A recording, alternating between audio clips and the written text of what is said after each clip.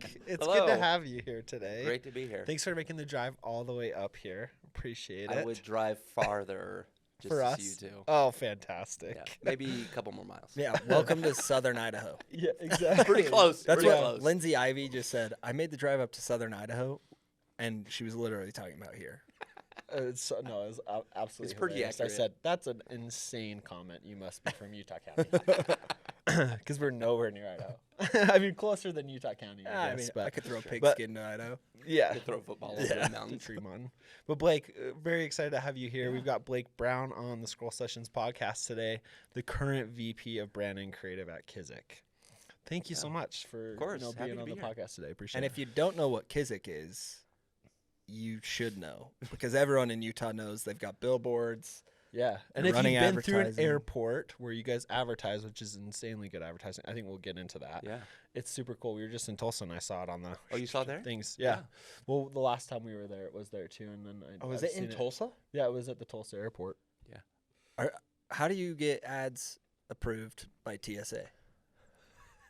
Well, it's through. I'm sure it's through the airport. It's through the itself. airport. Oh. They have like an advertising kind of division, placements, and those types of things. How many airports are you in? Do you know? I think it's 5 to 7 right now. 5 to 7. So like Florida, it changes. We try to mix it around. Oh, really? A little bit, but it was kind of and it's not cheap either. Oh, right? yeah, I It don't is doubt not. it. Especially just for how many people. But it's like one of those things that's like a no-brainer of placement. It's like, obviously. Well, They're asking you to take your shoes talk off. to people about Kizik. For those that can't see, we've got some Kizik shoes on display. But for people who are listening on audio, tell us about Kizik. Yeah, so Kizik, I mean, we're obviously a footwear company, but I think the biggest differentiator for us is all of our shoes are hands-free. So you just step into the shoe, and they pop back on, and they stay on. So we have different lines. We have over 180 patents pending and whatnot. So we're not just thinking. We're kind of a mix between a technology company and a product company. This is the Hands-Free Labs. So like Hands-Free the tech Labs part. is our parent company. Yeah. And so we're working constantly. We're so curious as a company about like, why are things this way? Why don't we do that? That's pretty much the impetus of why the brand started, is because why do we have to bend over and tie our shoes and deal with, all that stuff when we have more important things, to worry about in life? And so I think there's something about just the idea itself that's so captivating, because in footwear, if you look at footwear over the last even 2,000 years, it has not changed outside of materials, maybe brand love, maybe. You get Marty McFly's. Yeah. Yeah, I mean, there's that. But so with us, it's just finding a better way, with footwear, finding but also having the style, having the comfort, making shoes as kind of they should be. I mean, we're really trying to spark the freedom to go in a lot of ways. And historically, Kizik has been around since 2017, and we really didn't get started till 2019, and it's been a crazy you guys just rocket ship. Exploded. And Shane and I are both rocking Kiziks today. Yes. We are. There's some of those original like that I leather did not pairs. gift. We bought them. You We bought them. Actually, bought them. crazy story. Yeah. I bought Kiziks for the first time in like 2021, I would guess. And I bought one pair, loved them so much, I bought 2 more before I went on a trip, because I thought these are going to be awesome for a trip. Because believe it or not, they're also extremely comfortable. Yeah, they're really comfortable shoes. They're easy to put on, but they're also very comfortable. So I wore them on like walking style vacations, and my dad saw them, and I showed up at his house a week later, and he had a box of like literally 12 pairs Shut up. of Kiziks. He's like, I just did one. No, I wanted them all. This is his dad. Yeah. Yeah, for sure. he's the type of guy that finds a pair of pants he likes and will order a dozen. This is my dad too. Like, I feel like, I mean, obviously you guys know your demographics of like who you got into first, and obviously it's more or less a universal problem, right? For the most part, but it does fit, I think, a particular subset of people. But like my dad loves them too. Like, I just dropped him off at the airport this morning. He was rocking these big red ones that he just bought, and he loves them now. So So who was the original like target demographic? Well, the thing is, demographic, it was one of those things when I came on, our shoes were completely different. They were leather, they were heavier, they were obviously, it was about the function primarily. It was function, function, function, which obviously you have to find that product market fit. Yeah. For sure. Because it's such a unique new thing. And so we had, an older demographic, aging America demographic, because it was like, some people can. That's the cool thing about Kizik in general, outside of the demographic, is our shoes, some people can, and it's great for those who can, but also for those who can't do it for themselves. And even the emotional stories we've heard, for sure, like from customers saying like, I haven't been able to put on my own shoes for 20 years. It's like, what?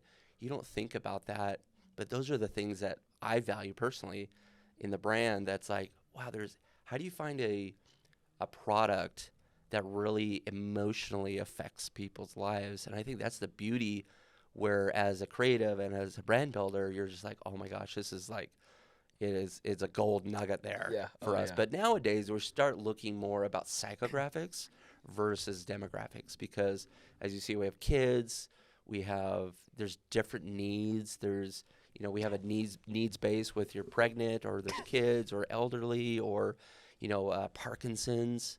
Or like post-surgery. There's so many niches that, I get so many messages a day, like on LinkedIn and everywhere. They're like, Blake, I'm a big part. People just come and tell me like stories, and I think this happens to everyone in the company. We hear so many amazing stories. How you think like it's just shoes, but it's more than that, and that's the cool thing about it. It totally is. I think there's probably so many stories.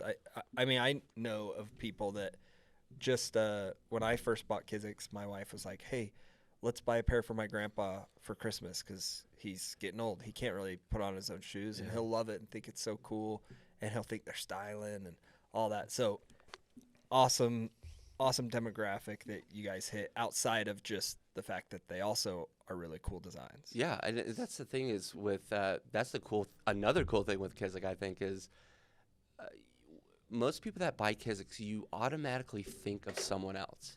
Yeah. There's kind of a selflessness about like, when you have we call it aha experiences, when you look at the shoe and you see, our videos and our ads, and you see, all right, oh, that's cool. But when you actually step into them, you're like, oh, that really worked. Oh, wow. Yeah. I'm going to think about my dad, or my sister that's pregnant, or my little brother, or you think automatically it's kind of a selfless thinking. I mean, I have that, and I've talked to a ton of, because our repeat rates or our referral rates are just so high compared to a D2C rate, even with our returns as well, is significantly lower than the industry average as well. And I feel like you solve it. It's a utilitarian problem where, like most D2C companies, it's not necessarily like, I guess, solving something like that. That's so completely universal, and is something that, like, it's just absolutely ingenious. Well, it's a problem you don't think about. Yeah. It's a problem you're like, oh, yeah. And when you see and you try, and you're like, oh, yeah, this is a no-brainer. Yeah. But, like, to go out, I mean, Mike Pratt, who is our founder and chairman, he's the one that started Kizik. He was the founder of OGIO. Okay. So if you're the OGIO brand. Yep. in Utah, or you're in business somewhere, there's a lot of people that have OGIO bags, messenger bags. Golf bags, you name it. Yeah, golf bags, everything. Polos. And so he was always one of those entrepreneurs that was just like always curious and asking why. What I mentioned earlier is like, why do we have to bend down? Why do we have to do these things? But he was like, I'm going to do something about it. So he worked, prototyped, he worked his butt off. Oh, yeah. And finally got it to a way where we commercialized it, and he sold OGIO to Callaway Golf, and it just went headfirst into Kizik. Wow. And, it took a couple years to find that product market fit. Yeah. And then we came, Alex MacArthur, Brett Swenson, and I, we came on, and we saw the potential. We saw, obviously the shoes weren't where I think they could be, but it's like the best time to come on in any venture is as early as possible for sure. To help influence, try your best to influence, directionally where you want to go or where you think it should go. So let's talk about that. Did you graduate in design then? Is that So I have what's your background? So I have a BFA. So I have my BFA. So traditionally I trained as on the art side, design, creative, advertising, and they kind of built from there. So you can go a lot of tracks with creative. You can go down the copywriting, you can go down the art side, you can go down multiple facets. And I just naturally went through the art track because when I was in high school, I had a design. I built my own first computer, I think junior, senior, and these were when computers were barely like a thing. Yeah. This is like home computer 99, 2000, somewhere around there. I built one because my brother built one, and then we also this was also a thing where like LimeWire and pirating was at its peak, and I downloaded like Photoshop 2 or something like that, and I started just messing around, and then growing up I had a group of friends. We were all into music and bands, and we were always going to shows, and so we had a couple bands in our group of friends, and I just started making posters. I started making CDs. I started doing a lot of stuff, and then so I grew up in Southern California, and the scene there was pretty great for music. Totally. And then I went to there was kind of pop punk label called Drive Thru Records. So if anyone recognizes pop punk as a continuous, so like Newfound Glory, RX Bandits, Finch, like all these kind of it was a small label. It was a subsidiary of RCA Records. So, I was just I called them and I was like, hey, I'm really into this. I really love and it was a brother and sister owning the record label, Stephanie and Richard Meyer. And I went up to Sherman Oaks, which is probably like an hour and a half drive from Orange County to Sherman Oaks. And I would drive up there and I would be just so hungry. I'm just hungry to learn. And it's still, I still like that. That's today. amazing. Not everybody has that. No, and I was just plus I was music and I was big, fanboy. Yeah. And I was just I'll do anything. You can pay me nothing. And, so they paid me in swag. They paid me in band merch. Which was probably cooler than money. But it was cool. The time, and they had a designer on staff that was doing CDR albums, vinyls, swag. And I'm just over shoulder like this. Oh my gosh, this is so cool. Because I started messing around with Photoshop and other programs back then. And I got obsessed. That's amazing. And that kind of just kicked it off from right there. And most people at that age are like, I have no idea what I wanted to do. I went from wanting to be a history major to archaeology. Was this why you're in high school? This is in high school, senior year. You get to that pivotal moment. You're like, okay, I'm almost an adult now. What am I going to do? Got to pay for college. Sure. What am I going to do? But I knew all along. I think I just had that anxiety of do I know if I really want to do this? And you have that imposter syndrome where you're totally. I have some experience. And so when I eventually moved up to Utah, so I'm the youngest of 7 kids. Oh, wow. That's a big family. Yeah. I love it. So, my oldest sister's 58 and I'm 40. And so there's a big delta. Yeah. There's 2 generations in our household. But my family was a huge influence on my creativity. My mom, she's super creative. But she also has the biggest imposter syndrome ever. And also my dad, he was more of my mom and dad are kind of the right brain, left brain. My dad, super smart, thermodynamics, aerospace, rocket scientist type of guy. And my mom was just the creative whiz. She would do floral arrangements. She would do weddings. She would do all the stuff. She had an eye. Yeah. She had a fashion eye because she grew up with it. She used to be a model. My mom used to be a model in South LA, and I didn't know that until a couple years ago. She just because she never talked about it. Yeah. And on her 80th birthday, we had a surprise 80th birthday party for her. I'm like, what is this? Who are all these? Because they had pictures of her as a model in the 50s, and those are probably iconic. Who? Oh, they're gems. They're traditional old school Mad Men type of so good ads. And I'm like, who are you? Do I know my parents? That's crazy. One's kind of like a spy / rocket scientist. The other one's a model. The other one's like a undercover model. And I'm like, who are you? She's like, oh, that was just a side thing. That was the And thing I'm I like, did for like 5 years. You met them Yeah. after they had Yeah. 6 Yeah. kids, which was probably a total different type Totally. of person than the Yeah. person they were before they had kids. Oh, totally. Well, after going, I could barely handle 3 kids. I'm like, how did you do 7 without losing your mind? Yeah. But it was also a different time. It was like, hell, Totally. see you when the street lights come on. And Yeah, exactly. You know, and you'd be safe playing out. Oh, out totally, about. Yeah, totally. I'm one of 6, and I grew up in that big family situation. I love It's it. fun. I love it. So, I mean, after doing that, I just really got obsessed in doing it, got into music more, moved up to here, and I was like, okay, I know what I want to do. And when I actually went to UVU for a semester, and then I eventually transferred to the U. But my first professor was like, the first project I did, he saw it and he came over to me. He was like, hey, do you want a job? Because I've already been Really? doing it Yeah. like for Yeah. maybe a few years at that point. And he was like, I was like, yeah, I've been doing kind of it for a design stuff. while. He's like, do you want a job? I was like, yeah, I do. Yeah. So I worked, and they were primarily just doing MLM kind of stuff. Welcome to Utah So County. yeah, welcome Yeah, to welcome Utah, to where it's Utah. like, what MLM do you want to work on? And so, It's not a pyramid scheme, okay? but to me, it was always about like experience. The way I learned most, because this is like even pre-YouTube. This is pre. Yep. It makes me sound Right. older than I am. But But it's- early 2000s. But those yeah. things are not very old, right? No, They're way yes, newer yeah. than they feel so normal to us now, but they're not very they haven't new. been They're around very not. long. No, and that's the cool thing about, having those opportunities and like positioning yourself to have those opportunities. And it's because I'm a pretty extroverted guy, and I know it's harder for people that are more introverted and they don't want to put themselves out there. But to me, it's like, put me in, coach, Yeah. I'll do it. Like, let me do it. Like put me in there. I want to learn. Totally. That hunger was just everlasting. So So you got your first job while in school. yeah. And then I also saw from school, how long was it before you started working for MX? So MX, it was 2015. So I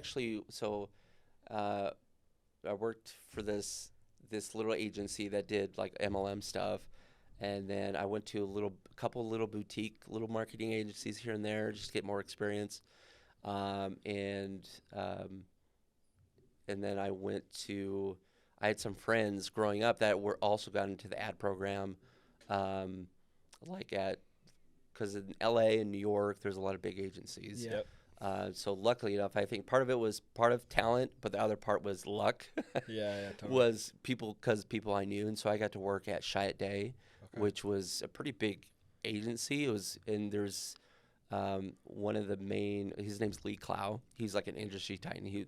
So they're the ones that came up with the Apple kind of Think Different Wow. campaign back in the day, and That massive campaign. yeah, and a bunch of other things too. And Yeah. so, and by that time, I kind of like seeded. I was like, I'll do spec Whatever, work. just to I'll learn. do Yeah, whatever anything. just to get in there. And over time, it kind of served to my benefit because I wouldn't just say it and then just bail out. You do it. There was a You'd lot of actually do heartache it. in between of just like, Yeah.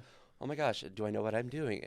Do I want to do this? Or I'm this little fish in a big pond with these industry titans, and I'm like, I don't know what I'm doing, but screw it. You Yeah. have to have that Gotta learn. creative confidence is a Yeah, big for thing sure. too. And so I got to work, and this is about that time. It was about 2012. Where were you working? Was that agency? It was a freelance. It was mostly Oh, freelance. freelance. Okay. It was.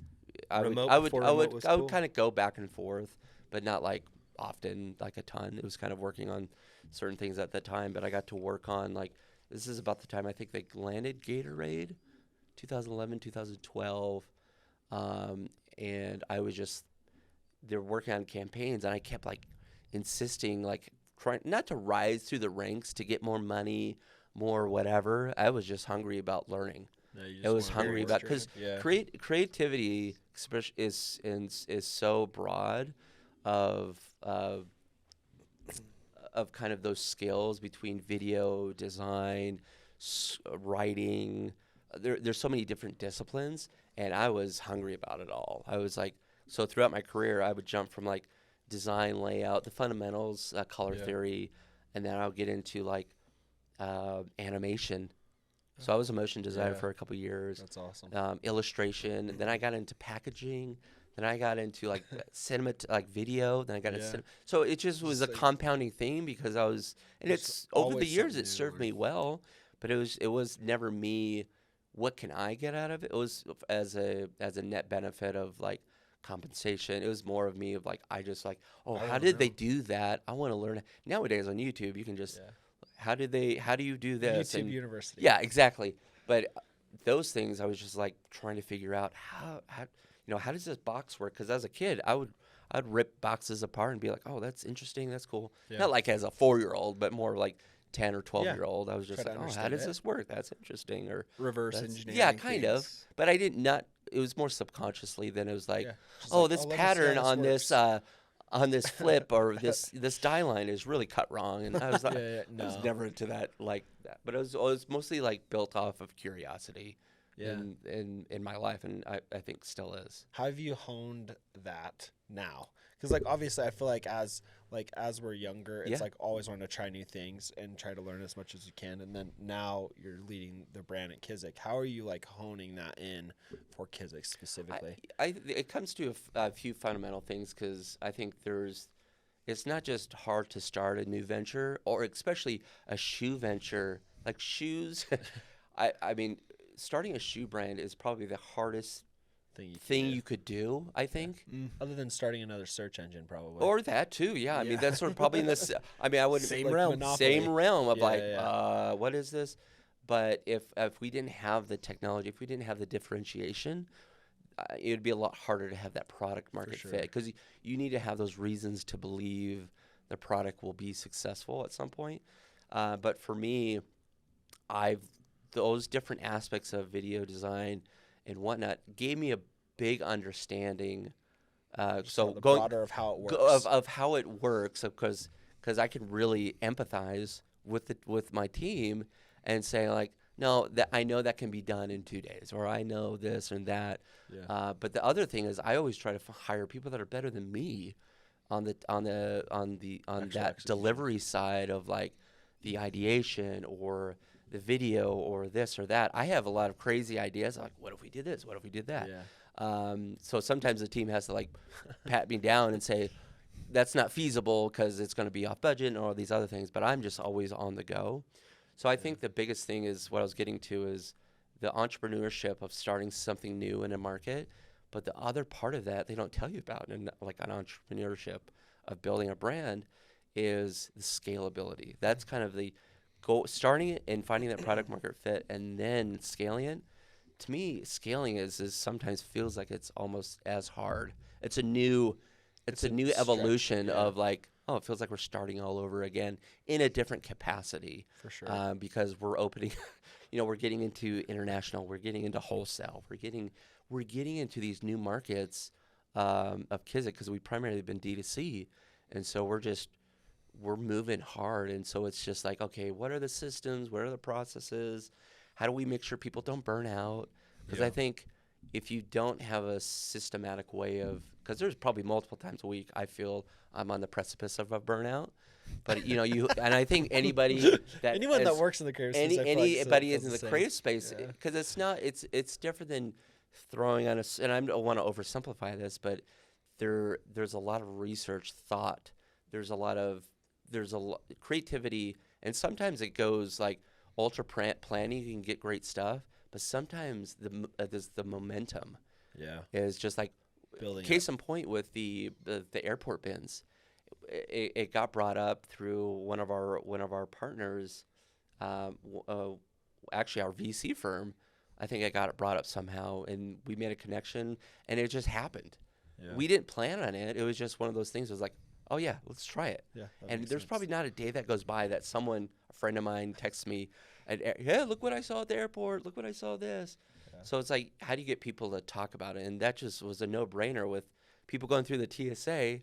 Top of mind doesn't mean that they're necessarily going to go to that landing page or, get out their phone to scan a QR code on a bin. You're just in frantic mode at that point. But you still have that memory of like, it's psychological. Yes. Like you get at this, like, well, and you had mentioned that earlier, and I was just thinking like, I'm a shoe guy. I actually have a shoe wall in my office. Like, I love shoes, and I collect a lot of Nikes. Yeah. I also have big feet, so I wear size 15, which comes at an advantage, meaning he can get all the cool shoes that other people can't get because he's got the bigger size. That's true. But That's true. so I collect a lot of that stuff. But you know what I put on every single day before I leave the house? I wonder. Tell me. Kizik. and again, like it comes down to being like it's a psychological thing. Like they're next to the door when I go out of the house, right? Yeah. It's an easy flip on, flip out. And when I get to the office, I'll flip them off and put on some fun shoes for the day, and then get back in my Kiziks and go home. Yeah. But it's very much like I think you guys are at that utilitarian but also psychological, and when the two of those come together, it's dangerous. Yeah, and I think that what I mentioned earlier too is that the emotional connection you want to have with consumers. Yeah, and it's hard to have that with, I mean, a lot of like as a consumer goods brand, like a CPG, D2C world, it's just more of like sell, grow. But there's an emotional connection, like as I mentioned earlier. It's like when people are saying, even kids, like there was a kid that had she got ran over by a lawnmower as a kid. It was an accident. She had her leg amputated, and just see her, like she was one of our commercials, and doing like before the shoot, we were showing her mom was just crying to us, just saying how grateful she is that she can have like that sense of control. And it's just one of those things that's a rare thing, and I don't think we're ever looking at like how do we capitalize on this. But it's just the impact that. But it's the impact you have when a product has impact on someone's day. Even the smallest thing, you think about like I can just step into the shoes. What's the big deal? But it's like it's a big deal when you're from that range of like it's a need. You need it. For sure. But then also it's like my hands are full. I'm out the door. I'm carrying my kids' toys. I'm doing all this stuff. So there's a problem solution there that I think we've leaned on really well in our growth at Kizik. And now we're getting to that point where we're like, who is that psychographic of our muse? We call it a muse. It's like, who is that person that embodies the spirit of freedom to go and move and do, the people that we look up to. So we're still having that functional aspect, but I think it's bigger. It's these things that are bigger than the product. Yeah. That's why I think Nike and all these other brands have done really well, is because it's bigger than a product. It's bigger. The stories are bigger than the product. Yeah, and they've created that over, the last several decades. Yes. And building that, and I think you guys will absolutely be right there with them, Yeah, what you guys are doing. Yeah, and the comparison is the thief of joy. Yeah, 100%. And I mean, that's something I have to tell. I literally have to tell myself every day. Yeah, because it's like, oh, I want to be like this person or that company or this. You have to be authentically who you are as a culture in the brand, but also the consumers you want to serve or feel like you're part of that tribe together. And I think that's something that gets, these brands that are well known, they've been around for decades, 50 years. And it takes a lot of consistency, clarity. It takes a lot of discipline, first of all. Yeah. But I think we've been super lucky enough to have the product market fit, have the right people on the team, have all these right things. I call them the stars have aligned in a way. From a cultural aspect, but also we have some amazing fans, like like your dad. He's buying 12 pairs. Right. It's just like it's humbling too. And I think I'd be remiss to feel like, man, you have to kind of sit back, because when you're in the grind, you're just like, okay, this campaign, this thing, retail, we got to do all these things. But sometimes I have to force myself, and I think the team does it at certain points, to really sit back and like it's so much easier to be cynical than it is to be positive. And when we're crazy, we were like running around with chickens with our heads cutting off, trying to scale, trying to do all these things, but you have to kind of sit back and say, like, would you want it any other way? Would you really want to? Would you rather be scraping for like survival, or trying to solve these problems The good problems to have. And it's easy to say that, and there's problems everywhere. But I think finding that balance between it is hard, especially in creativity. There's always something to do. There's always something to do, and somebody's always wants something from us. Yes. Whether it's acquisitions, whether it's I'm that guy. Whether it's and it's good. It's like, I think in any note to anyone on the creative side in a D2C, there's usually a conflict between a creative and acquisitions, or there's always a conflict. Creative's always like, oh no, that's not brand right. And sometimes that's a case in point. But when you're small enough, who cares? Just like you have, there is a sense of there's bigger problems to solve, and you'd be surprised. I think we all know there's some ads out there that I wouldn't love to show, but those ads kill it. They kill it. Yep. The data says, and it's one of those things where it's like, you know what? Moving forward, as we get better, we have to be more conscientious of how we show up in the world and how we do those things. But that'll come in time. But that ROAS is, as a 4 or 5 or higher. It's like, throw more gas on that fire. Let's go. And so it's one of those things of like finding a balance of like the creative output and the things it's a balance. It's a hard balance. There's no written path for it. It's just more you got to figure it out. You got to test. It's the constant iteration. It's like, this one really worked. Let's try it with this shoe, and let's try it with this. Now we're getting to that point, getting past the functionality of like styling. Yeah. It's like, how are we going to style the shoe? What socks are we going to use?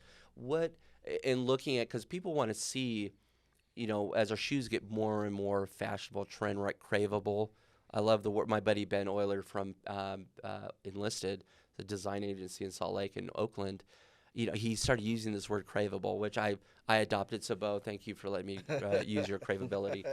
But it's so true, because you have to have a product. If you saw shoes, if you go to a wholesale store or any store that have shoes, you're like, how would I know which ones to pick outside of performance or those things? But if you're looking at an everyday lifestyle type of shoe, how are you going to be? Oh, that's a good looking shoe. Oh, and it's hands-free. Oh, and it's this, and it's that. Totally. It's like, and it looks good, and it's trend right, and all the people I know are wearing it. So it's looking at all these things that have subconscious communications of like the style, the fit, the function's always going to be there. We're always going to lead into like within the first 3 to 5 seconds, step in. But how do we do it in cool, bigger ways, more unique, memorable ways? So we're going to have these more ad type, hook problem solutions. We're going to have these things we're always going to do. So we've been heavily growth mindset for performance for because you have to. Yeah. And now it's like, okay, let's continue that, but at the same time, let's build the brand. Yeah. Let's build a brand. Let's tell these stories that really can resonate with people. Let's tell these stories that are really going to be bigger than the product than the function itself. Totally. And so with those two things together, it's not easy. No. Especially, when you're trying to open up new markets, when you're trying to open up new business lines, like it's hard doing those things simultaneously. But I think we're set up for success, hopefully. And I think you're doing a great, like, I know, like the Milan, which is that model, right? The blue one, which is, I feel like it's definitely a step in a different direction from all your other models. Yeah. And I feel like in an awesome way. Like I really like the look and the feel, and it's a really cool shoe. Yeah, I mean, we have these things. So we always try to have these things that are like there's familiarity with them. Mm-hmm. They're trend right. Yeah.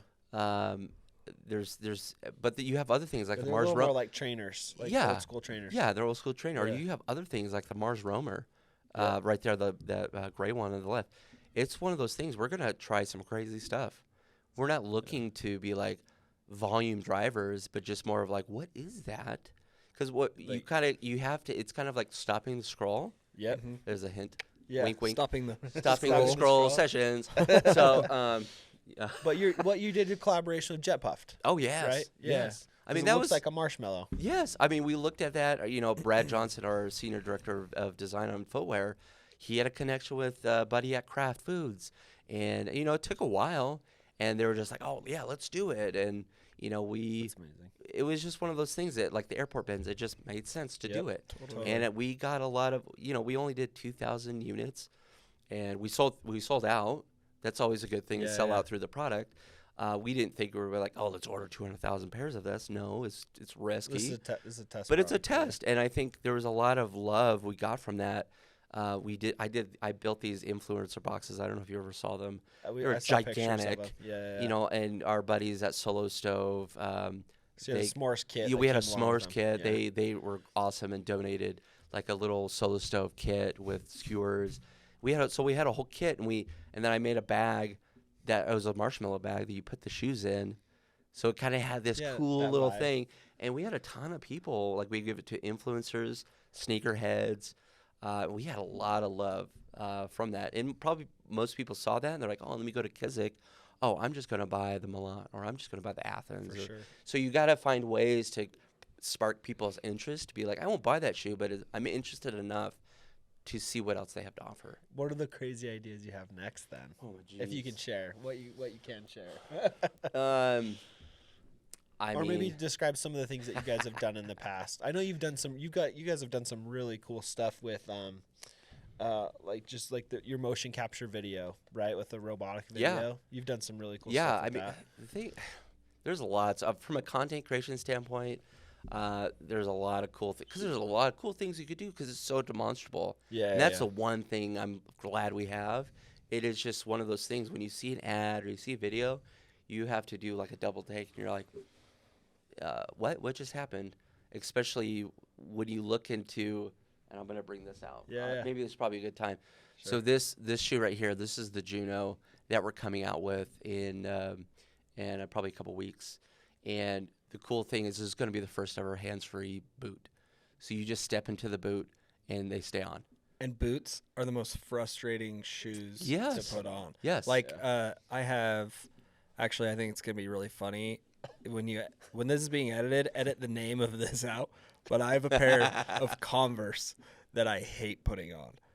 But I love the shoe. Yes. And my wife's always like, why don't you wear them? Yeah. And I'm like, because it takes 10 minutes to put them on and 10 minutes to take them off. Well, it's like Blazers. I love Blazers, like Blazer 77s. They're the most uncomfortable shoe, just for me. But they look cool. Too. I love them. But they're the pain in the butt. I'm out of breath by the time I put them on. I'm like, this is a plug. This is a plug for another company, Bread Laces. They may be on your guys' radar, or may not. Yeah. But they've been blowing up on my TikTok. My wife feed. just bought them, actually. Yeah, they're stretchy. Yes, laces. I know they are, yeah. Yeah. Anyways, like I ordered some because I have a ton of more or less high tops. Yeah. And I'm gonna try it out. But I've heard really cool things about them. But this boot is super cool because it's step in. And for those of you that are audio, this is actually like a snow boot. This isn't just a normal like foot boot. They actually we have another example on the table right here. That's more of like a wearable. It's like a fall every day. You know, we call it the Park City shoe. Yeah. Where it's just like vibing, and it's still breathable, but it still has these lug soles. But this one, you got like a Sherpa lining, it looks like, or something like a fleece lining in that one. Yeah, there's a fleece lining in this. There's a lot going on this. I mean, it's super premium too. The materials on it, and that's the thing is we don't skimp on that kind of stuff either. Yeah, is like, oh, let's just throw a basic textile on this. It's more of like, how do I make this shoe the best it could possibly be? Yeah. Well, and how do you guys do the research, right? Because obviously you're doing a lot of research into the kind of styles you guys are going to come out with. I'm sure you do market research. I'm sure there's a ton of iterations. Like, talk to us about that process and how you're involved. Yeah, there's a lot. I mean, there's a big program. I mean, a lot of people, if you're in fashion or if you're in footwear, it's called the WGSN, which is a big catalog of trends, what's going to be on color, because we have to have that sensibility of fashion. You have to. Yeah, 100%. Whether outside of the functionality, which is always going to be given for us, like I said, we have to look of like what colors are going to be in season, what things are going to be trend. So WGSN, they have a lot of data. They have a lot of what's going to be in next season, so we have a lot of that in our that disposal. Yeah. There's a lot of research in there as well from surveys they've done. They're a big conglomerate and a lot of fashion brands, so we use that tool as well. And when we do wear tests, we do a lot of wear test sampling. So we send our shoes out to be wear tested. We actually had a meeting about these yesterday for some shoes that were coming out next year. And it's nice to see. We have our own internal team that does wear test samples. Of course, we're probably more hypercritical of our own, or it's like, oh, this doesn't have that same experience, that doesn't have this thing. But we also give it out of actual consumers. Yeah, we give it out to actual consumers that kind of sign up for it, and they're like, hey, how much would you pay for these, or how did these fit for you, or how is this step in experience? So we try to get a lot of data from the consumer, and sometimes consumers don't know what they want until you give it to them. So it's kind of by Steve Jobs. yeah. I mean, the thing is, like, you look at the iPhone, or even with hands-free shoes, you're like, nobody knows, like, and that's the genius of Mike when he came up with kind of that idea years ago, and he was like, I got to patent this, and that was the cool thing with him. He was just like, to him, it was because I think that's where most innovation comes from, is from personal annoyance or personal frustrations that you want to have fixed and realized. Yeah, we had Brad Parker on the podcast. He's Private Auto, and he had a quote that it's his own quote. I'm quoting Brad Parker, but basically he said the best ideas are going to come within 5 feet of you at all times. Right. So and again, it hits that utilitarian, the psychological. And it's awesome. Yeah, I always get upset at people that come up with really good ideas. Because within 5 feet of you. I know when I. Hey, remember, comparison is the thief of joy. Comparison is the thief of joy. I know when a brand's gonna take off because I'm so smart. No, because I see it and I think to myself, how in the world had that not already have been done? Yeah, how has that not already been done? How could have these giants that have been around and that for was 50 Kizik years for me. When I first saw him, I was like, how in the world has this not been done? I thought of the outfit that I was wearing that day, and I was like, my pants were so easy to put on, my shirt was so easy to put on, my watch was so easy to put on, shoes. I'm like, yeah, it's annoying. Yeah. Imagine every party I've ever gone to. I hate taking off my shoes as I walk in the house. Hey, give me a minute, one second, taking off my shoes. And then all of a sudden you come out with design, like better design shoes, and I'm like, now how did I not think of that? And then all of a sudden I'm seeing this boot sitting in front of me, and I'm like, how has nobody thought of that? All of these things that I'm not thinking of, but you guys are.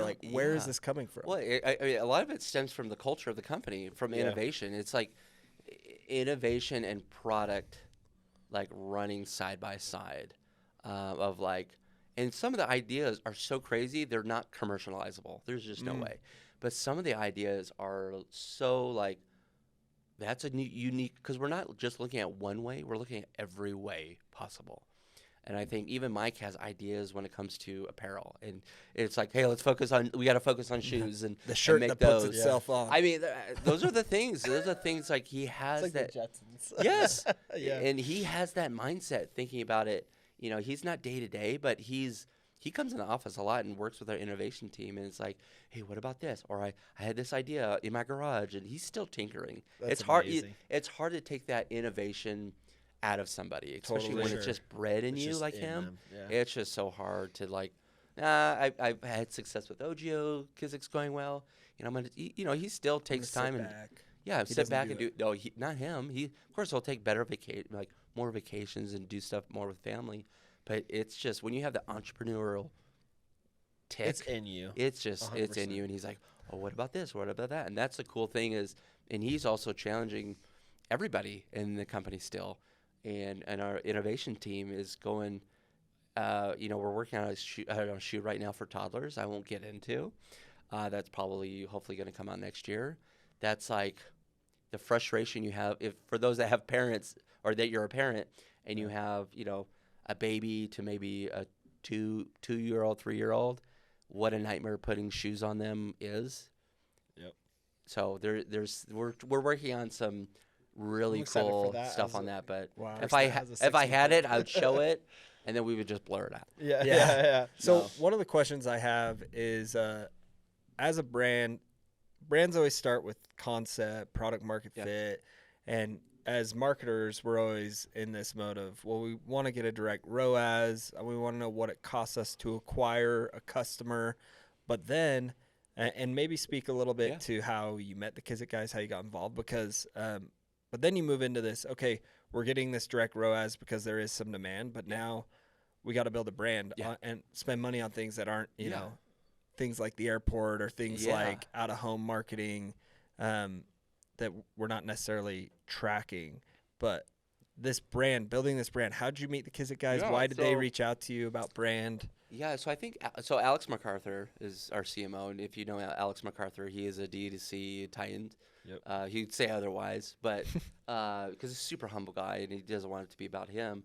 But he helped build Purple mattress from its kind of Kickstarter day to the Harmon Brothers videos that I think everyone's seen, and with the eggs, with the eggs and all that, and then the opportunity with Kizik came up, and because it's hard when you're just grinding for years and years, growing. I mean, scalability, it's taxing on your soul, and I think he saw even a bigger opportunity because the mattress industry is probably, I think it was, I don't know if it still is, but it's like a $10 billion market. Footwear is like $300 billion market. Yeah. It's huge. It's crazy. Footwear. Oh my gosh. And if you guys are what, 298 billion of that? Yeah, right. We're grateful for the momentum growth we had, but so, and I've been in advertising in software and SaaS for years, doing B2B, doing a little SaaS B2C and whatnot. But I've always wanted to get back in more because in advertising, I got to do KFC. I got to do like Gatorade. I got to work on a lot of like MAC Cosmetics. So I got to do those things. I loved it. Yeah. But getting early in was kind of like that was the goal. That was kind of the goal. Was kind of like because it's easy to be like, oh, I want to go to this brand, but they're always well established. You're going to be another cog in the wheel. Yeah. And because I've had friends who are like, Blake, do you want to come to this big company with me? And I was like, oh, that's a sweet brand name. But I'm like, no. I want to build. I want to build. Not maintain. I want to build. Yeah. I don't want to be, from the movie Office Space, Milton with a red stapler, and you get lost in the shuffle. Yeah, totally. Speaking of R-rated movies, that was probably the first one I ever saw. I actually watched it for the first time in a long time, and I'm like, oh man, this is so good, so good. So he posted something on LinkedIn, and he was like, hey, I'm looking for a creative, mastermind, da-da-da. And for some reason during that time, I was just doing freelance, or I was at a software company called Strala, who kind of we were working on marketing attribution. We were trying to solve marketing attribution, UTMs, because UTM parameters, all that kind of stuff was always in spreadsheets. So we were trying to like systematize it. It was a hard problem to solve. Yeah, and it still is a nightmare. A hard problem. And so we were trying to do online, offline channels. And so we were working on a great product. It's just it just didn't work out. And I was like, that bummed, because I was at MX before that doing fintech for 5 or 6 years, building that brand. And then I went to Strala, which was another different type of SaaS. And so Alex put a message on, and a lot of people tagged me, talk to Blake. And we knew of each LinkedIn? Other. It was on LinkedIn. Boom. And Power so, yes, exactly. But, and that was like, I feel like LinkedIn the last 2 or 3 years has had its heyday, but you got involved in 2017, 2019. Yeah, I think there was probably LinkedIn was just barely starting to pop off. Yeah, and at Kizik there was, I don't think he was full time when we first started. He might have been. He's been there coming up on 5 years. I've been there 4, so he was consulting and then he came on full time. But so he came on. I talked to him, and I'm like, I knew of him because of what he built and people. I mean, if I'm going to my next thing, I got to do some due diligence. I gotta scope this out. If this is something I'm going to invest, because most of my career is like startup after this venture, and it's taxing. Oh yeah, it's emotionally taxing on my family, on my kids, because I still got young kids, and my wife's like, not another startup, please. But it's that thrill of the chase, man. That's hard. That's the hard part about startups. But he gave me a tour. We met up, had lunch, and we chatted, and we went to our small little Kizik office. He showed me some of the shoes. He's like, do you want a pair? I'm like, no, they're not for me. Because it's not, Yeah, like so at the time. And I'm pretty vulnerable and honest about like but I saw it. I saw the potential, and I think we all did, and we still do. Yeah. And it's more of those things of like, nah, style's not for me. I'm just gonna back out. No, I saw there was something there, and I wanted it, and it's something I want to do. Get back more in that consumer goods space. Yeah. And I just saw like, oh my gosh, this is if we get our styles better and better, we're gonna hopefully get better and better, like marrying the comfort, the convenience. It's the trifecta: the comfort, the convenience, and the style. Like those three things are kind of the triangle of success when it comes to a product, especially with shoes. And I just love the guy. He's one of my favorite people. You know, because I work for CMOs and other people in leadership that are just like always over your shoulder. Because this goes to a testament of him building a great team too. Yeah. It's finding great people that want to dive in hard and say, hey, you own this. Go to town. Let's build this together. He's also vulnerable, saying like, I don't have all the answers, but let's figure it out. Let's do this together. And that's the beauty of having those type of people with great products, with a great technology, is a really testament to, I think, our success as a brand in general. So totally. He's let you be creative. Oh, He's let you be innovative. And he loves being a part of it too, because, you know, coming from Purple with doing these ads and doing a lot of stuff, of course he's, you know, he wants to be more and more involved with stuff. Yeah. And it's more of like, he's never the type that's like, oh, it's a dumb idea. He comes up with, that's where creativity comes from, is in a staple that we have as a company. We have this thing, it's not like a cornerstone, but it's more of like whoever has the best idea wins. Yeah. And you have to be, You got to get all you have to ideas be out. cognizant of pride, because there's a little pride with creativity. Like you have, like, I have all the answers. Like the thing that I've learned is you have to have that sense of removing yourself and thinking about, how is the consumer going to see this, or how is from a top of funnel ad, how is someone going to view Kizik? Are they going to get this? Are they going to do this? And so it's not like my idea, my way or the highway. Yeah, it's you more have of to remove like, ego. Has to you be have completely to removed. remove it, and it's hard. Trust me, there's days that are just like, oh, that's dumb. Why are we going to do that? And we still do that. We banter in a healthy way. We're just like, oh, that's, and it can come from marketing, come from brand, it can come from product, come from even sometimes like customer service. It's just like, oh my gosh, that was the stupid, simple idea that for whatever reason we didn't think of. Now let's try it, and let's, you know, and there's also, how do we fit the content to be like, that's a great idea. Let's not do a $250,000 shoot for this. Let's do a low touch and test it out and see if it works. And if it does well, let's do a bigger, let's lean into it more. And it's hard, because it's like when you're trying to launch shoes and you're trying to build top of funnel, because top of funnel is the thing that's, you know, doing mid and bottom funnel UGC type of stuff. Yeah. But for us, it's like, how we keep that top of funnel flowing from the top to the bottom, and always be cascading and trying to hit new audiences. How do we serve our current audiences, but also how do we bring net new into those from the top of funnel? Finding the fit with the people you're going to work with every day. You want to be in the trenches with that product market fit, and then finding the ability to scale, I think, are the most unique things. And how many? I was gonna say, yeah. Oh, how many now? Well, yeah. What was their last milestone? Our last milestone. Oh man, I think we hit 2 million pairs probably 6 months ago. Sold 2 million pairs of shoes. Yeah, it took us 4 years since inception to sell 1 million, and I think it took us about a year to sell 1 million. Oh my! Another million, and now I think next year we're probably looking at. Next year alone, probably around another 2 million. So, I mean, milestones for us really come down to, like, you know, like I mentioned, we had like, maybe we sold 10, maybe 20,000. We would be excited, like Alex MacArthur, Brett Swenson, who's also at Purple, who's I think you guys know really well. And, you know, it was just the three of us and Matt Rogers as well for a little bit. And we were just like super excited. We sold 15 pairs today. Like, yeah. And it's fun looking back now. It'd be like, man, those are the days where like you thought things were hard and like difficult, but now it's like, well, no, not really. It was easy then comparatively, but we worked our butts off to get to that. But it took us 4 years to go from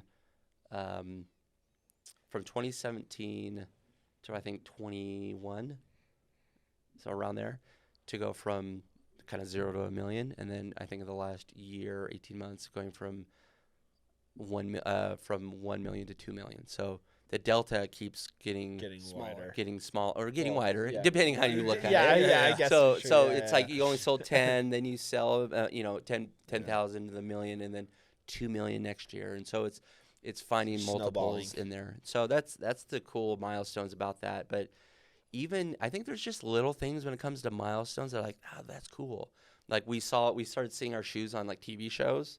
Yeah. What TV show? Like Grey's Anatomy. Oh, really? Like one of the gosh, I can't, because I'm not a big Grey's Anatomy watcher, but it's like Meredith. Was it one of the no, main no, it actors? wasn't. It's one of the newer guys, but Okay. he's a big fan of Kizik, and I think he ended up just wearing his shoes, and so we worked with him, and he's a huge fan. Like see, he's big on Instagram as well. His name is, I believe it's Jake. You see him and his family at Disneyland, all his whole family, like little kids, like his parents, like his whole family, all wearing Kizik. So it's cool. Amazing. It's cool to see those things. Or be like, we always our marketing brand too. We have it's called Hands Free Homies. We have a text. That's cool. There's 30 people on a chat, and it gets a little crazy after a while, especially on text message. And so we're always randomly texting people, look what I saw in the wild. Look, I'm at Disneyland right now. Look what I saw.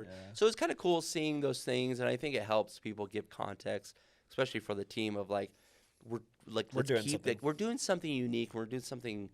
So let's keep going. It's easy to see man, I'm so burnt out. What's on the other side of that hill?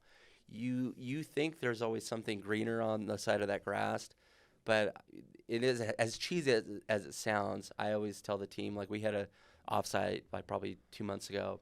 I said, you got to learn how to water your side of the grass first, instead of being let's just do hard.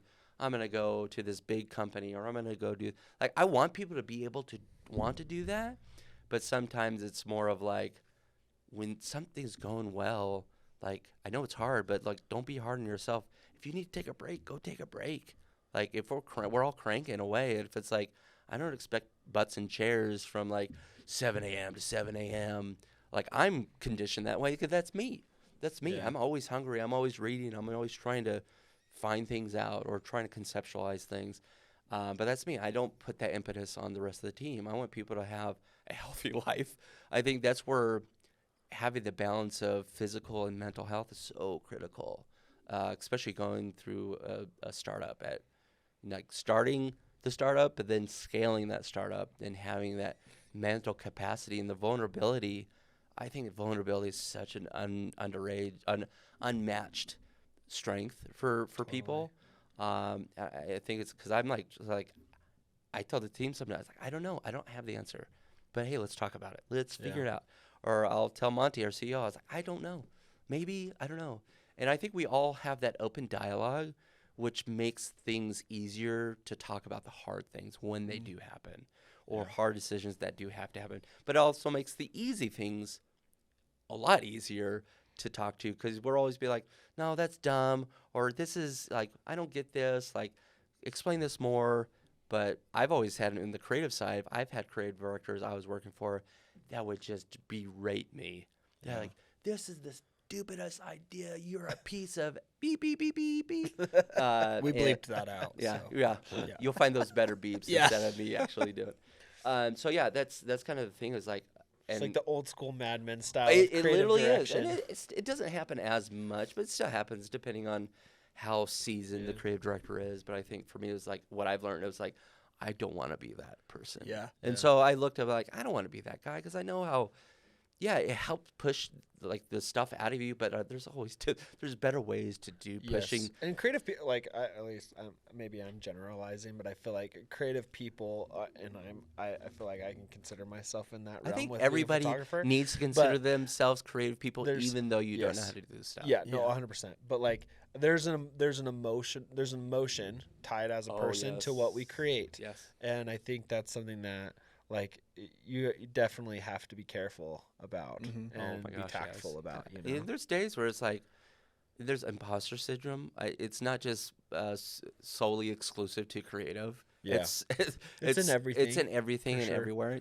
Yeah, it's a little bit more palpable maybe at times with creatives because you're putting your work out there to be like, hey, what do you think of this idea, or what do you think of that idea? And it's a muscle memory. It's like the more you do it, the more comfortable you are. Yeah. You know, you don't have to be an extrovert to be a storyteller. You don't have to be, or I mean, you don't have to be an introvert to be a storyteller. I think there's ways to be able to share ideas that are well thought out, and you're like, you know what, that's actually a good idea. What if we did this, or what if we changed this? And giving people those ability to present those ideas. When open feedback's like key.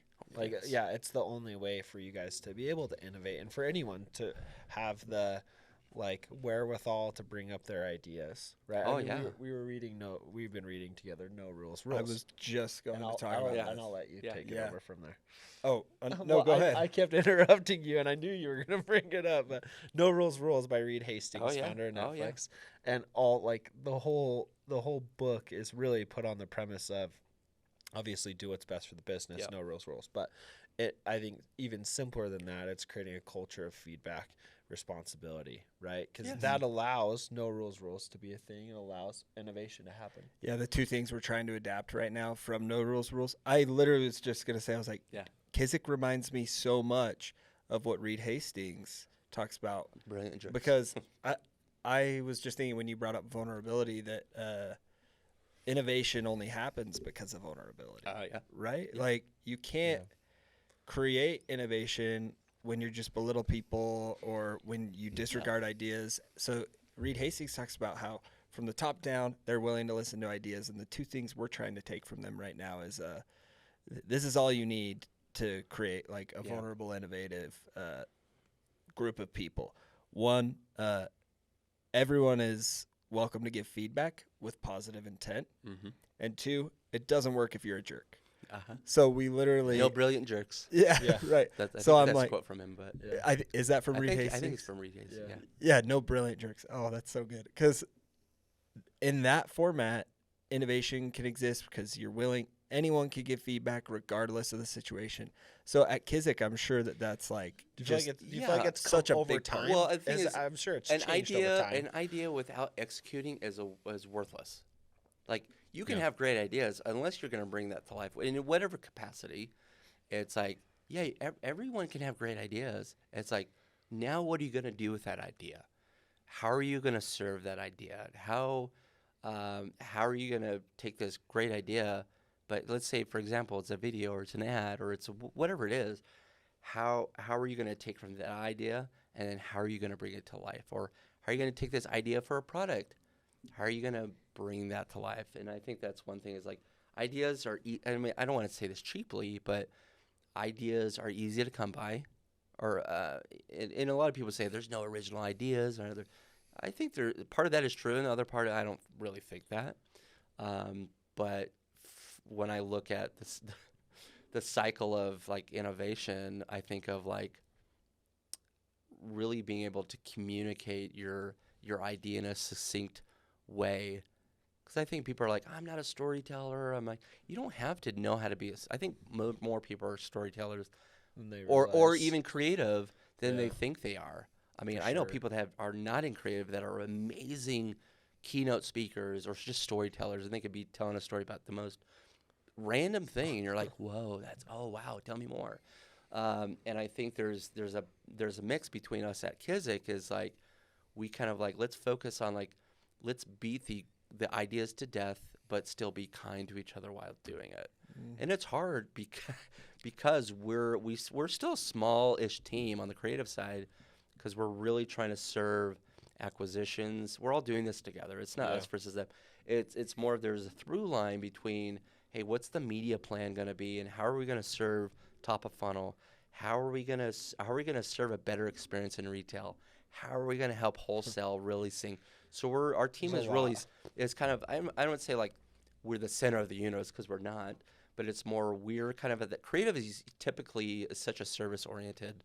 So if you're not service oriented and you want to do your own thing, you're in the wrong business, first of all. And it's hard because there's some days I was like, you kind of get this feeling where you're like, I don't want to, be doing all this stuff, but it's such a critical need to be able to like match those touch points and those experiences together. And it's not easy, and it's not like we're gonna hit them a home run straight out of the gate. There's gonna be like learnings involved, just like advertising, where it's like, hey, that ad worked well. Let's change the hook, or let's add a new this, or let's do this. And same with retail or wholesale or whatever it might be. It's like it's such a new muscle for us, or it will be pretty soon. Yeah, to flex. Where we're trying to flex those muscles and strengthen them. Because if you look at Kizik as a whole, 95% of the company has zero footwear experience. And that's kind of, I was like, oh man. But that's kind of the brilliant thing about it too, is you take a new perspective of like, yeah, there's a lot of industry things that we've had to learn over the time, but the world is kind of your oyster of like, that's a dumb way to do this. Like, it's like, well, that's how it's the status quo. That's how we've always done it. The product is this and that, and you're like, that seems a little archaic. Yeah. Because you have that. We've been built, luckily enough, from a D2C mindset first, versus like wholesale first. So it's a different muscle than. I mean, that's the premise of D2C is finding that product market fit, scaling, growing. Now we're getting to that point where we're wanting to expand internationally and wholesale and all these other markets to really like find it's Monty, our CEO, we talk about this a lot, is it's like starting 3 new businesses within the organization. And so building those muscles, it's going to be painful a little bit, but I would not want to do it with anyone else in the company. And that's a testament of find the right team to do it with. That's like number one. Having the same vision, having the same kind of grit and will to like, how are we going to succeed together? How are we going to do this together? So that's why Brett and I, from an acquisition, marketing, brand side, him and I, we sometimes we disagree, but then we kind of talk about it sometimes, and I'm like, oh, that's a good point, and he'll do the same. I'm like, oh, I didn't think about it that way. So there's a mutual respect of like, but there's other D2Cs that have a creative acquisitions like choking session of like, I'm going to kill you. But for us, it's like, no, there's bigger things to worry about. Same vision. It's like, oh, I didn't know that. Or that's good to know of like, oh, the ROAS was garbage on that. Or like, it was beautiful and it looked good, but it didn't perform well. It's okay. So how do we make it perform well and still look decent? Not like as polished, picturesque, but how do we make it look good enough to be like, oh, that's sharp, that's clean, that's these transitions are great, and all this representing stuff. The brand. How do you represent the brand a little bit more, but still do it at a speed of iteration? That's not hard. It's not easy. It's hard, but I think there's a unique way to do it, and I think, of course, resources, budget, all those things matter. For sure. But I think there's having that same vision collectively, and I think finding the right people to be a part of that. That's why. I just hired a creative director 6 months ago, Chris, and I hire people first and then talent second. I hire people like, do I want to be in the trenches with him or these people that we hire? Do I want to be like, and he's probably the most humble guy, super talented, great writer, and he's still learning because he comes from an advertising background as well. And you have to have a unique sense of how you're going to like strip yourself out of it and be like focus on the work. Be like, okay, I see we're trying to do this. How are we going to do this? Because DSC, it's a unique beast. CPG in general, it's a unique beast. But I think finding those right people that we hire is like, man, they're fun. They're because if you're not having fun, well, then what's the point? Totally. So I think hiring those people, because it took me a year to hire Chris. Oh, wow. It took me a year because I wasn't looking for like the Just most perfect person because they don't exist. Yeah. But luckily he came along, and I was like, and I did this with Lane on our video team. He's a creative director over video. You have in a sense, you have a read on people pretty quick. You're like, man, they're going to do well here. Or I get a sense there's a vibe of like conversation, or they understand what we're trying to do. And are they willing to like throw themselves into the work and like figure this out together. This is not my rodeo. This is not Alex's rodeo. This is the team's, the company's rodeo, and how we're going to do this and build it together is unique. But I think, having the discipline and hiring the right people is also key. So 100% key. Blake, usually what we do to wrap things up is we're gonna do a wrap. We're gonna do a wrap, but we do some. We can do a wrap. We'll put you on, and we'll go for it. We'll get a beat going. But usually we like to ask a couple wrap up questions. Yeah. One of which is what I feel like was something you've learned recently, maybe in the last couple months, maybe in the last week, that you're trying to implement right now. Oh man, either professionally, personally, or at Kizik. I think learning how to, part of me is like, I've been so hungry and so driven, where it's just like go, go, go, go. And I had to do that because I was the only one. It was just me, Brett, and Alex. And you all had very and I specific was roles. doing packaging. I was doing ads. I loved it. It was great. And I had my hands in everything. I still kind of do.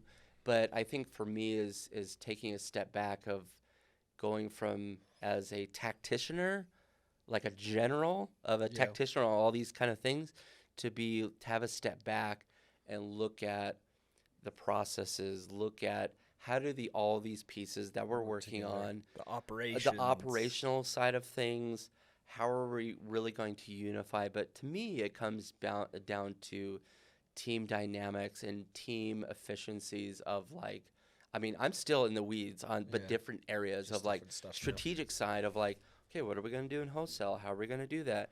And then bring the rest of the team in to help. How are we going to bring this to life? But is kind of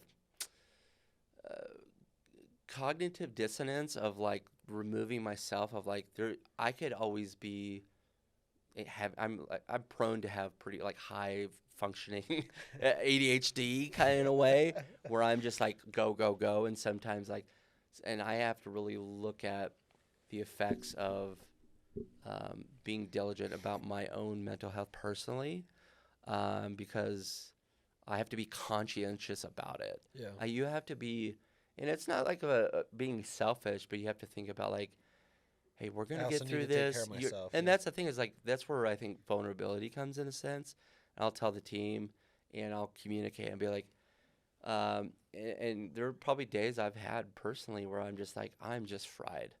Like, and I'm not going to try to force myself to come to work and be like, hey, I need a day, or I need to take a break, or I need to, my house got robbed a couple months ago, and that kind of flipped my whole world upside down. Yeah. And that kind of still gives me a little PTSD in my life. But for me, the way I really try to look at like, okay, you've been grinding for a long time. Yeah. Like, what are you going to do for your mental health, physical health?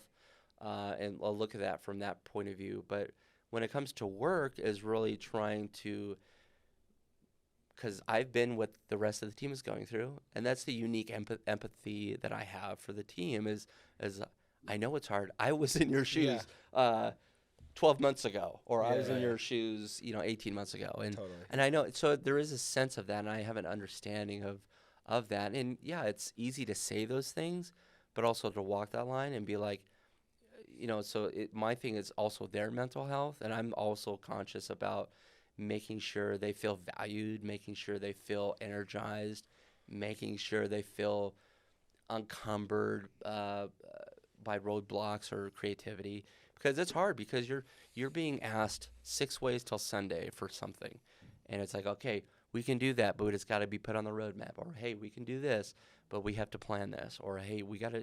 So it comes down to really finding that, because those are things I think as more lately are more important to me now. Yeah. Because I'm like, man, I really want to make sure the team is taken care of. The leadership aspects. I want to make sure I'm taken care of, because it's like it's like being, not I'm gonna say a parent. I hate that analogy. We're a family. But there's some analogous to it. Like there is a little bit. If the parent doesn't take care of themselves, there's no way they can. But it's like, put your oxygen mask on with the kids and the women and children first kind of thing. Yeah. And because I think I could be a little bit more well equipped because I've been through it, the ups and downs over the years. But that's the biggest thing for me is I worry about burnout. I worry about because creativity burnout or burnout in general is real. It is real. Yeah. Yep. And I think I personally have to look aside it, but I also have to look at it with the team. And I think those are the things I care about more and more today because we are still heads down. You know, I'm probably in easily 30 hours of meetings a week, but I still probably have 25 hours of work. Doesn't mean I work 55, 60 hours. Sometimes I do because I can't remove myself. Yeah. But I'm also not going to expect the team. You know, some of the team, they'll work because there's like with video, it's as the team knows here, they know how deadlines, taxing. There's a lot of pre-production. There's a lot of script writing. There's a lot of post-production is a big beast. So it's like how do we constantly set up systems and like. Systems only work up to a point where if like, okay, let's blow up that system. It worked for a little bit. Now let's keep iterating on that system. It's never a one and done system. Yeah. So it's like right now we're hiring a producer that can help us with production, logistics, all that stuff instead of our creative director that should be focusing on the video and the transitions and the creative output of that video. So those are the things we're looking at is like, how are we making sure we're spreading content really deep because I want to turn it into a content machine, but how do we do it in a way where we're not burning the team out? There's capabilities of creativity without being encumbered by what this person wants versus what this. It's kind of that Spider-Man meme of like, who wants what, and these two things don't. 10 directions. These things don't jive, and so it's just a constant reevaluation of what works, what doesn't. Let's lean on what works. From a process, but also delivery standpoint. So those things I look at now, and also like, how do we turn this thing into a beast? But how do we make sure wholesale and all these other channels are? And there's also, and it sounds very vague, but it's harder than it sounds. Is like there's this we call it the blue thread. How does our reasons to believe, our purpose, our mission, our vision be synced up through every touch point, through ads, through in-store experiences, through customer service, and we're actually going through that right now with an agency, and we're going through a big transition in March with the brand, and it's exciting, it's new, it's different, but I think it's we're elevating the brand to a new height. Yeah, well, I'm excited for what's next. I am too. Like, it's gonna be awesome, and we seriously appreciate you being here today. And I'm glad given all of your time. And I'm here to proselyte Kizik because it gets annoying real quick. But you can't take me. It's hard to take me off that soapbox talking about Kizik. No, that's awesome, man. Well, it makes sense because I think it is one of the most intriguing brands. Regardless of tech space, product space, anything. One of the most intriguing brands and businesses come out of Utah in a long time. It's just so inspiring to see everything that you guys have done over the last 4 years as this small team that's grown to over 75 people, and to have sold over 2 million shoes back from 4 years ago, only selling 10 to maybe 20,000 shoes. It's just remarkable. So it's been humbling and awesome, and every emotion in the book. So. Everything. Yeah. Where can people find you? Find me personally. Find you personally. Not your address. About I don't want to get robbed again. Yeah. That's another podcast. That's another thing we didn't even there's get a whole into. story. But where can people find you on social? Yeah, so I'm on LinkedIn. I'm on Blake Brown. Yeah. I'm on LinkedIn, Twitter. I'm not as much on Twitter as I used to be. But LinkedIn's a good spot if people want to reach out about learning more about creative. I think LinkedIn is probably it's as you guys know. Yeah, you got your job through LinkedIn. Yeah, right. I think so. This current role. Yeah, so. Amazing. Yeah, I think we got a lot of hires out of LinkedIn too. Wow. It's all about who you know. Amazing. Totally. Yeah. Well, appreciate the time today, Blake. Thank you for coming on. Thank you. Talking all about Kizik. I'm happy to. Thanks, guys. This is a wrap of Scroll Sessions. Go get Kizik. Yeah. Go get it now. Get him, Kizik. Get him right now. Yeah. KIZIK.com, baby. Yeah.